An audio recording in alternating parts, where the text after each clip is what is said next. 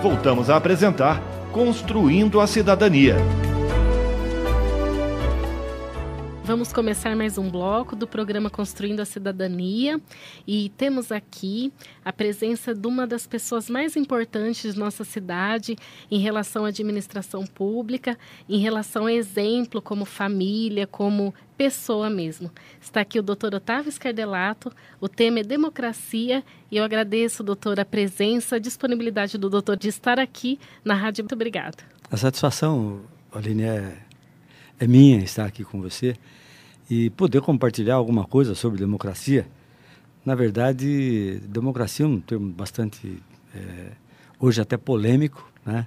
Mas alguma referência que você fez à minha pessoa me deixa envaidecido, evidentemente, porque de importância hoje, importância antiga, eu posso dizer importância antiga porque foi durante um tempo de mandato que eu exerci na prefeitura, tem algum tempo já, mas existiram, né, feitos, existiram obras, existiram trabalhos administrativos que fazem com que a gente até hoje se sinta orgulhoso. Não obstante o tempo passado, mas ainda a gente se sente gratificado pela oportunidade que o povo deu de a gente ser prefeito da cidade e poder realizar alguma coisa que fez parte do nosso programa para satisfazer a população de Pirangi.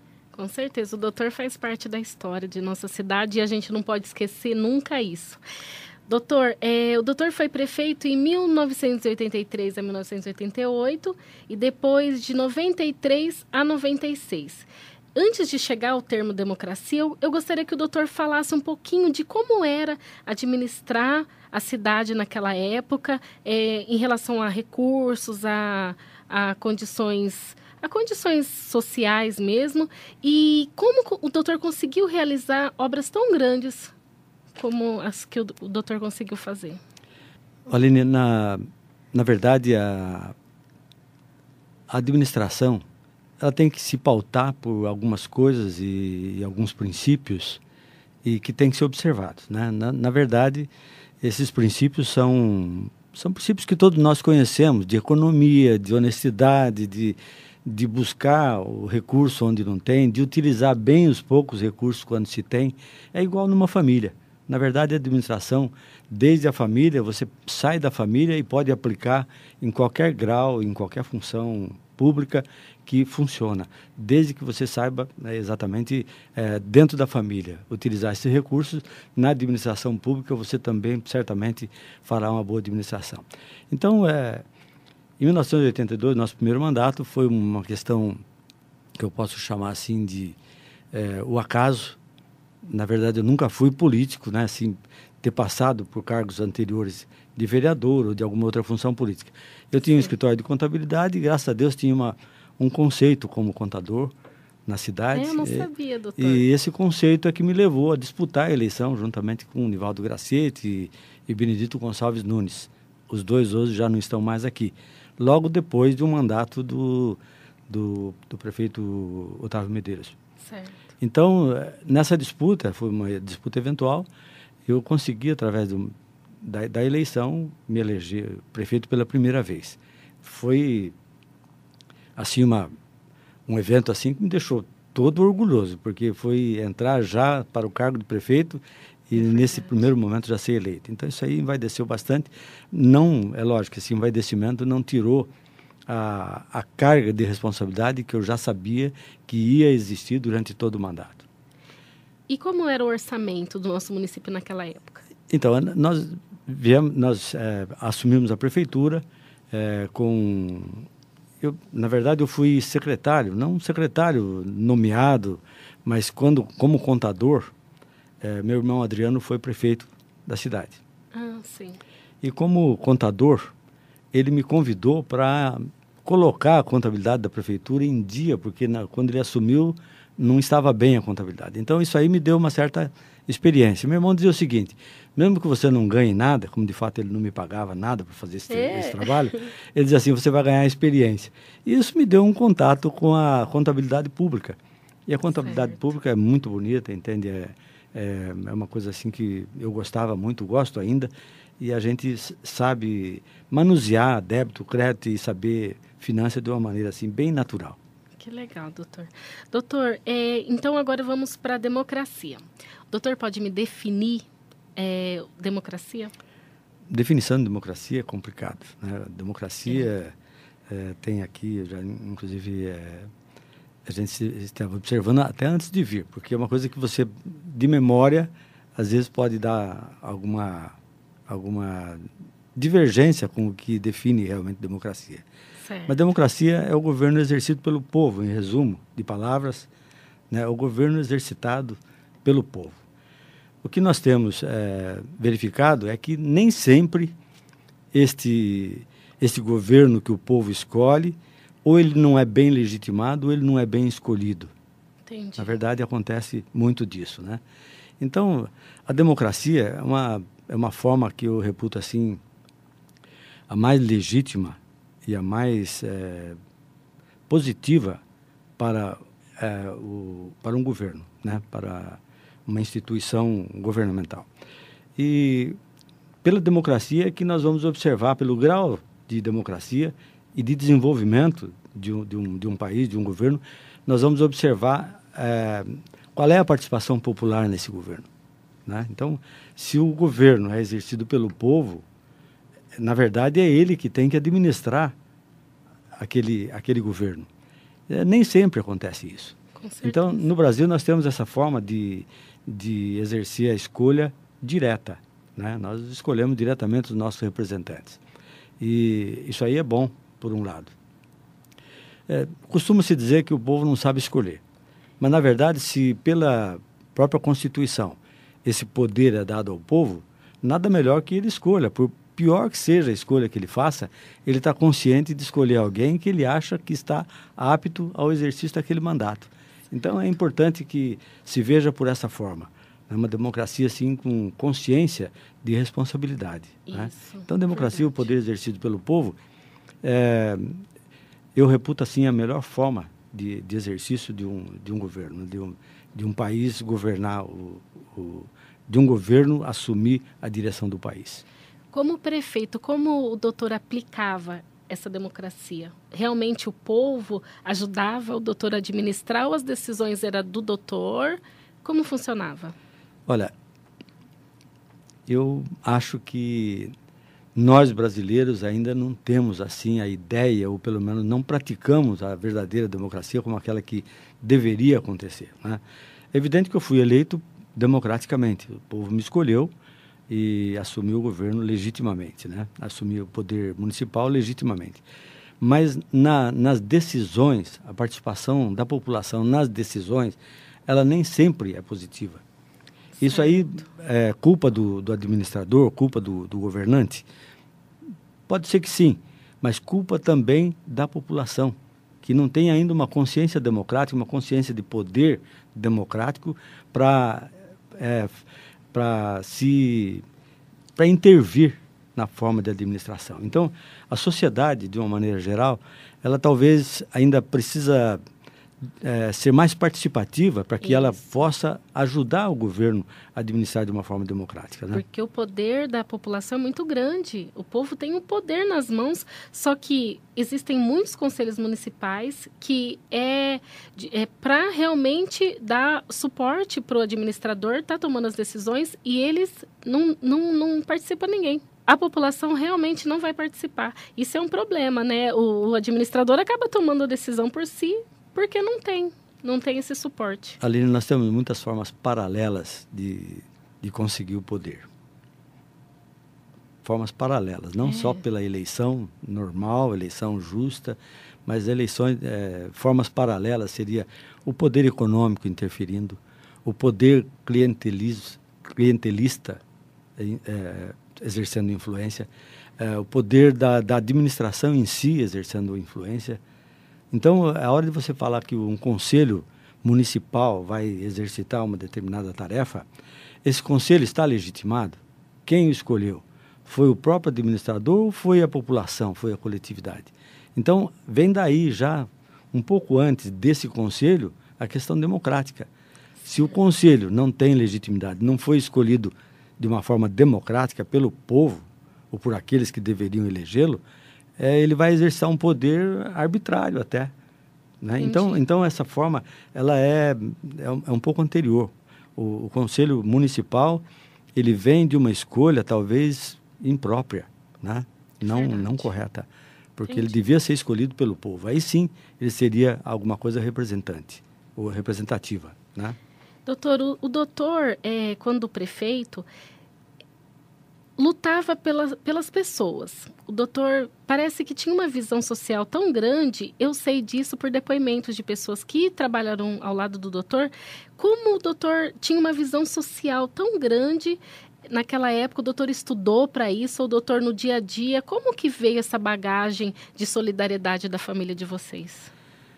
Eu acredito que, eu devo em grande parte a esse trabalho social à minha esposa Marlene, que foi uma excelente primeira-dama, me ajudava em tudo, uma excelente presidente do Fundo Social de Solidariedade, que tinha um contato muito direto com o povo. Ela que iniciou? Ela que não iniciou, mas o Fundo Social de Solidariedade, eu acredito que até começou na gestão em que eu fui prefeito, através do governo Franco Montoro. Foi nessa época que foram criados os fundos sociais de solidariedade municipal. Então, esse contato que ela teve com o povo fez com que a gente também se aproximasse um pouco mais da população. Mas eu acredito que o administrador tem que ter, em primeiro lugar, uma sensibilidade muito grande para definir as necessidades da população. Então, com certeza, não só a população carente, mas a população, o comerciante, o ambulante, o industrial até, se bem que a nossa cidade tem poucas indústrias, mas o administrador tem que ter essa sensibilidade, essa percepção de necessidade ou de apoio que a administração possa dar a cada um desses segmentos da população. Então foi aí que nós conseguimos fazer um trabalho social, né, um trabalho bastante voltado para o social, sem esquecer as outras atividades essenciais também para o município. A dona Marlene, ela proporcionava na época muitos curso de costura, muitas costureiras iniciaram naquela época. Então, pelo que eu vejo, vocês davam suporte para a pessoa, ajudava ela a ter uma vida digna, a ter uma qualidade de vida, não só naquele momento, mas pelo decorrer de sua trajetória, de sua vida. Sem dúvida, a dignidade sempre foi para mim muito importante. Quer dizer, a questão da pessoa se sentir pequena quando vai fazer qualquer tipo de solicitação, quando vai fazer qualquer tipo de trabalho, isso faz com que ela se sinta tão diminuída que se desvaloriza. Então, eu acho que o trabalho tem que dignificar a pessoa. E qualquer contribuição também tem que ser a título retributivo. Não pode ser a título de simplesmente doação. E isso eu sempre tive como meta na administração. A pessoa que tivesse qualquer necessidade, antes se pesquisava a possibilidade dela se tornar digna para depois ser atendida na sua necessidade. Então, qualquer pedido, por exemplo, eu estou passando dificuldade e preciso de alguma coisa. Tem condições de trabalhar? Está com saúde para trabalhar? Vamos ver o que é possível fazer para você ter esse benefício dignamente, né? Com dignidade. Certo, com certeza, doutor. E, doutor, o doutor é evangélico, né? Graças a Deus. Eu gostaria que o doutor, assim, falasse um pouquinho, como advogado, como ex-político, é possível seguir, andar com Deus? Porque muita gente fala que advogado não é uma profissão que a pessoa tem que fazer o que é certo.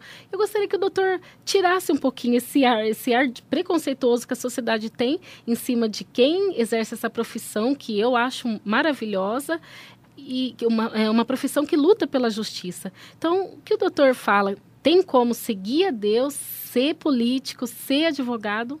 Fala um pouquinho para nós. Sem dúvida nenhuma. Cada coisa no seu devido lugar, né? Ser político e ser evangélico implica em você obedecer às leis e obedecer à palavra de Deus. Então, são coisas distintas, mas que podem trabalhar juntas. Você pode agir administrativamente, com liberdade, obedecendo rigorosamente aquilo que Deus determina. Aliás, você fazendo isso, com certeza, a atividade da administração municipal vai ser sucesso. né? Entendi, Porque você não fica com nenhum tipo de inibição para exercer a profissão. E também quanto ao direito é a mesma coisa.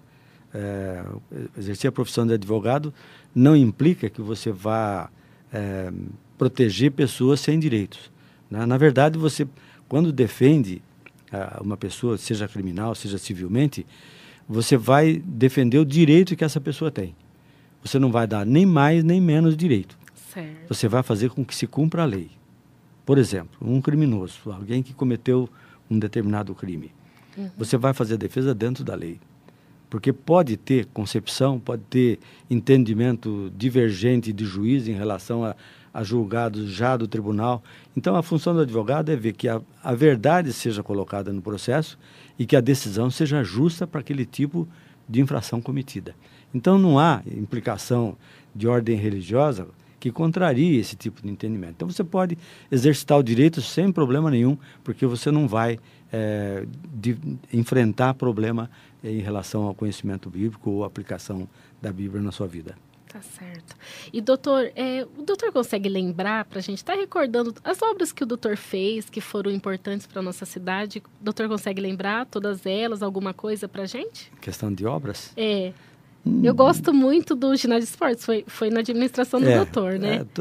Todas as obras têm, na verdade, alguma história, né? E essa história do ginásio de esportes, a Marlene estava vendo uma revista e viu uma cúpula de ginásio de esportes que era super interessante, né? Que é aquela cúpula arredondada, né? Então, nós pegamos aquela revista e o deputado Wagner Rossi, na época, era secretário do turismo, e nós fomos e pedimos um recurso para ele para a construção do ginásio. E conseguimos um determinado valor lá, e a prefeitura investiu na diferença, e nós construímos o ginásio de esportes. Assim aconteceu também com o auxílio dos governos do estado, em relação à rodoviária que nós fizemos, a creches que nós fizemos, a Casa do Trabalhador, a avenida que nós ampliamos aqui para chegar até a rodovia, que mais aí, a Casa Cultura, né, que hoje está em funcionamento. Também.